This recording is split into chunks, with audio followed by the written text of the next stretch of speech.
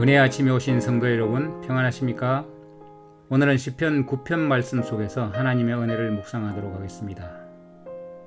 내가 전심으로 여호와께 감사하며 주의 모든 기이한 일들을 전하리이다.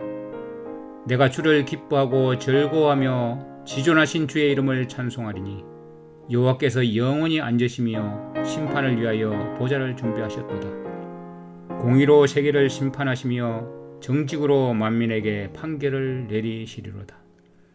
여호와여 일어나사 인생으로 승리를 얻지 못하게 하시며 이방 나라들이 주 앞에서 심판을 받게 하소서.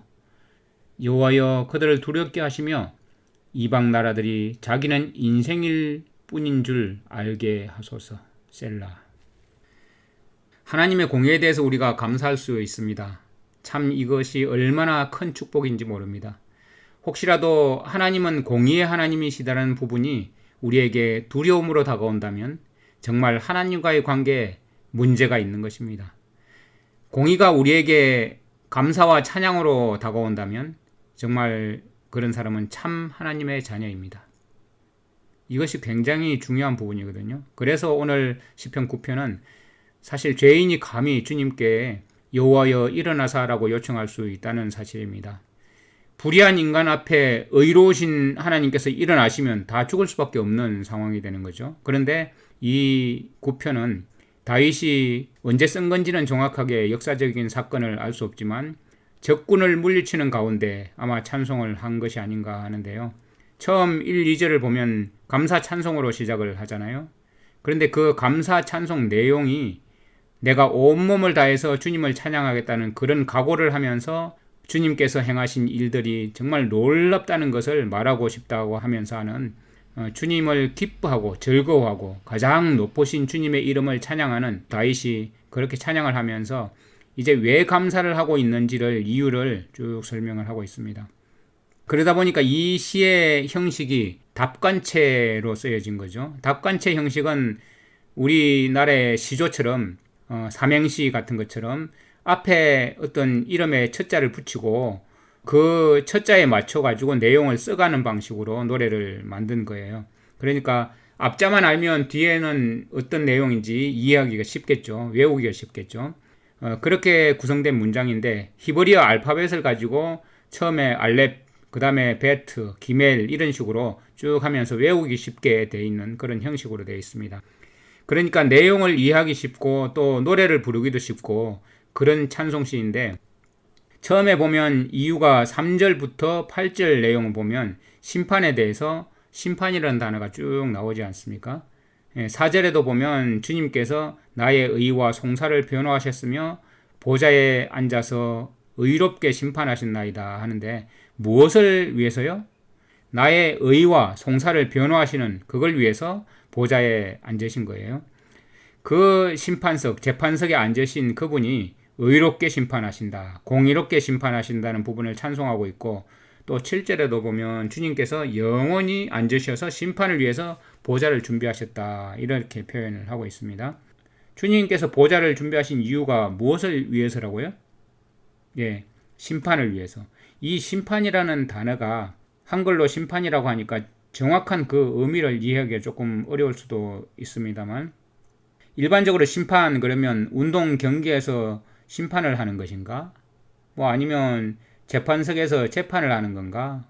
그런데 이 사파트라는 단어가 재판하다, 다스리다, 통치하다 이런 뜻입니다. 하나님의 주권적인 통치 행위를 나타내주고 있는 것이죠. 또 실제로 법적인 용어로 판결을 하고 있는 그런 상황 가운데 무언가 송사가 벌어지고 있다 그런 얘기라는 거죠. 그러니까 선과 악의 대전쟁이 벌어져 있는 그런 상황 가운데서 재판의 판결이 이루어져야 되는 그런 피치 못할 재판을 해야 되는 입장에 있는 겁니다. 그런 입장에 있다 보니까 다 똑같은 단어인데 7절에는 심판을 위해서 보좌를 준비하셨다고 나와 있는데 그것은 미시파트라고 해가지고 우리를 위해서 주님께서 변호하시고 대적들을 위해서는 심판을 하시는, 심판을 판결하시는 그런 표현인 거죠. 그러니까 하나님의 자녀들은 사실은 변호사이신 주님을 대하는 것이고 또 동시에 악인들에게는 자기들의 죄를 선고하는 재판관이 되시는 거예요. 그러니까 사실 똑같은 분이지만 하나님의 자녀들에게는 복음이 되는데, 죄를 가지고 있고 하나님을 대적하는 입장에 있는, 하나님의 자녀를 대적하는 입장에 있는 그런 자들에게는 무서운 선고가 내려지는 심판이 되는 것이죠. 그러니까 이 둘의 차이는 너무나 크다고 할 수 있는 것입니다. 8절에 보면 공의로 세계를 심판하시며 정직으로 만민에게 판결을 내리시리로다, 이렇게 나와 있잖아요. 온 세계를 심판하시는데 정직하게 만민, 모든 사람에게 판결을 내리시는 그런 장면인데, 여기 보면 누구나 피할 수 있습니까? 없습니까? 없다는 거죠. 누구나 피할 수 없다는 겁니다. 두 번째 이유를 보면 또 9절부터 14절 내용을 보면, 주님을 의지하고 주님을 찾고 그렇게 하는 사람들은 결코 주님께서 버리지 않으신다. 그리고 반드시 승리할 수 있도록 그렇게 해주시겠다는 이런 내용이에요. 정말 주님께서 12절에 보면, 킹제임스 성경이 좀 더 정확하게 나와서 킹제임스 성경으로 읽어보도록 하겠습니다. 그분께서 피에 대하여 조사하실 때에 그들을 기억하시리니 그분은 겸손한 자의 부르짖음을 잊지 아니하시는도다. 여기 보면 무엇을 조사하십니까? 이 피에 대하여 조사하실 때 개역성경에는 신문하시는 이라고 표현을 했는데요. 이 신문하다, 조사하다는 단어가 히브리어 다라시입니다. 다라시인데 자주 찾아가는 것, 그리고 계속해서 뭔가 탐문하는, 계속해서 노력하면서 뭔가 탐사해서 반복해서 조사하는 이런 모습을 나타낼 때 쓰는 단어거든요. 그래서 하나님의 자녀들의 그 피에 대해서 조사를 하실 때 피 흘리게 한 자의 그런 행위를 계속해서 반복적으로 찾아가서 탐구하고 조사하고 찾고 이렇게 확인하시는 모습을 나타내고 있습니다. 그럴 때 그들을 기억하신다, 이렇게 표현을 하셨죠. 그러니까 피에 대해서 조사할 때, 피에 대해서 조사했다는 것은 누군가가 누군가를 죽이고 또 이렇게 죄를 저질렀다는 거잖아요. 그렇기 때문에 그런 것에 대해서 아벨의 피가 땅에서 내게 호소한다, 이런 말씀처럼 하나님께서 그런 것을 그냥 넘어가시는 분이 아니에요. 의로운 자의 피 흘림을 그냥 넘어가시지 않으신다. 왜냐하면 그분은 공의로우시니까. 그래서 조사하실 때 탐문하고 탐사하고 찾고 자주 반복해서 가서 확인하고 이렇게 조사하실 때에 그들을 기억하신다. 주님께서 기억하실 생각 속에다가 우리를 두신다는 표현인데 너무나 귀한 말씀입니다. 그렇게 이제 주님을 의지하고 찾는 자들, 그들을 결코 잊지 않으시고 계속 기억에 두신다, 이렇게 말씀을 하시는 것이고, 그 다음에 이제 마지막으로 15절부터 20절 내용을 보면 주님께서 우리를 보호하시기 위해서 이방 나라들, 이교도들이라고 번역되기도 하죠. 이 이방이라는 하나님을 믿지 않고 뭔가 다른 걸 믿고 있는, 다른 것을 섬기고 있는 자들을 말하는 건데, 그래서 사실은 하나님을 대적하는 자들을 심판하시는 것을 쭉 설명하고 있는 거죠. 그러니까 시편 9편에는 심판이라는 단어가 계속해서 나오고 있습니다. 4절부터 19절까지 쭉 나오는데, 그렇게 심판에 대해서 다윗이 감사하고 찬양하고 기뻐하고 주님의 심판에 대해서 그렇게 하는 것이 얼마나 경험적이었는지를 알 수 있습니다. 물론 다윗은 이 복음에 대한 이해가 오늘날 우리처럼 주님의 십자가와 그분의 구속을 선명하고 분명하게 알지는 못했지만, 그럼에도 불구하고 자신의 경험 속에서 주님께서 행하시는 그 모든 일을 보고 기뻐하면서 찬양하는 이 모습이, 이제 우리도 복음을 받아들이고 정말 하나님의 자녀가 된 사람들에게는 이 심판은 복음이라는 것입니다. 심판이 없다면 사실은 우리의 억울함, 그리고 하나님을 믿는다고 하는 부분, 그리고 하나님의 공의, 이런 것들을 설명할 수도 없을 뿐만 아니라 그것이 어렵다고 인정될 수도 없는 것이지 않습니까? 그렇기 때문에 사실은 현재 우리가 당하고 있는 그런 고난과 불행, 이런 것들을 이길 수 있는 것은 주님께서 공의로 판결하신다는 약속이 있다는 것이 중요한 부분이라는 것입니다. 그래서 심판은 곧 복음이다, 저는 단호하게 이렇게 말할 수 있습니다. 그래서 9절에 보면 요새는 압제당하는 자의 산성, 피난처, 이런 같은 단어이죠. 이 단어를 보면 여러 가지 다양하게 번역할 수 있는데, 피하기 위해서 산성이 되신다는 뜻이기 때문에, 요새가 된다는 뜻이기 때문에 압제당하는 자를 보호해 주시는 피난처이다, 주님은. 그리고 환난 때에 우리의 피난처다, 산성이시다. 그리고 12절에도 보면 방금 말씀드렸듯이 피에 대해서 조사하실 때에 그들을 기억하신다, 가난한 자의 울부짖음을 잊지 않으신다, 이런 형식으로 말씀을 하신 것입니다.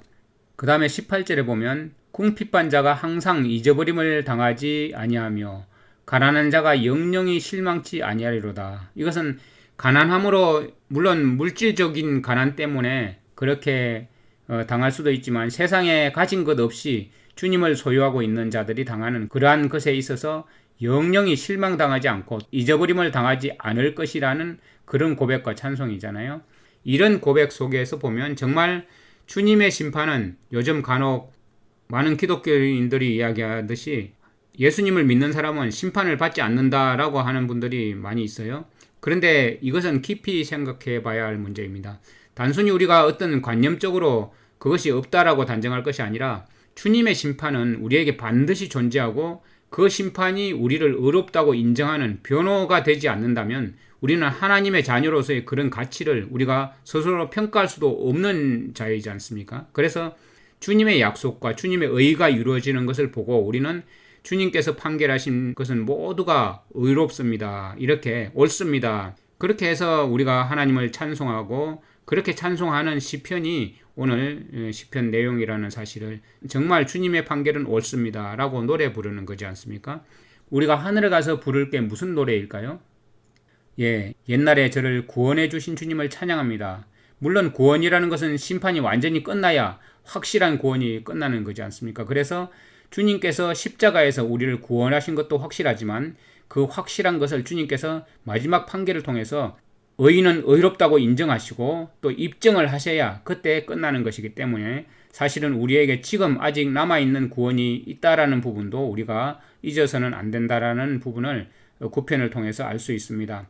하나님께서 우리를 찬송하게 해주시는 이 은혜를 생각하면서 악인들을 심판하시고 물리쳐 주시는 우리 하나님, 그리고 주님을 의지하는 자들을 결코 잊어버리지 않으시고 항상 우리에게 승리를 주시는 주님을 다윗이 고백을 했지 않습니까? 그리고 압제당하고 궁핍한 자들의 피난처가 되시고 요새와 반석이 되신다라는 부분, 그래서 우리가 정말 하나님께 우리가 찬송할 이유를 항상 잊지 않는다면 항상 무슨 일이 있을 때마다 주님께 피하고 감사로 찬송의 노래를 할 수 있을 거라고 생각이 들고, 우리가 모든 시편을 읽고 묵상할 때마다 물론 다른 성경 볼 때도 마찬가지지만 주님께서 우리를 기억하신다, 우리를 깊이 생각하신다는 것, 주님께서 우리를 그분의 생각 속에 두시고 다시 기억하시는 것처럼 우리도 우리 주님을 항상 생각 속에 두고 그렇게 살아간다면 우리의 생애는 참 얼마나 행복하겠습니까?